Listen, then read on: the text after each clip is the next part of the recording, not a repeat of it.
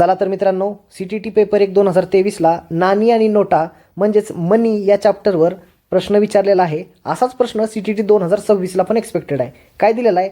Rama has only 50 and 100 rupees notes with her. If total number of notes she has is 25 and the amount of money with her is 1600 रुपये, then number of 50 and 100 notes with her are respectively. तर बघा, रमाकडं 50 आणि 100च्या काही notes आहेत. मग आपण काय करू, 50च्या एक्स मानू आणि 100च्या वाय मानू. आणि टोटल त्याची किंमत किती आहे? 1600 रुपये. आणि काय दिलेलं आहे बघा, number of notes she has is 25, म्हणजेच एक्स अधिक वाय, याची व्हॅल्यू 25 दिलेली आहे.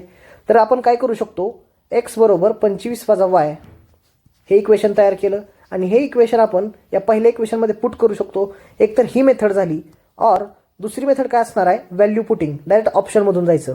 म्हणजेच बघा, एक्सच्या ठिकाणी जर 10 पुट केलं तर काय होणार आहे, 500, अधिक वायच्या ठिकाणी 15 पुट केलं तर 1500. 500 अधिक 1500 म्हणजे 2000 रुपये होते.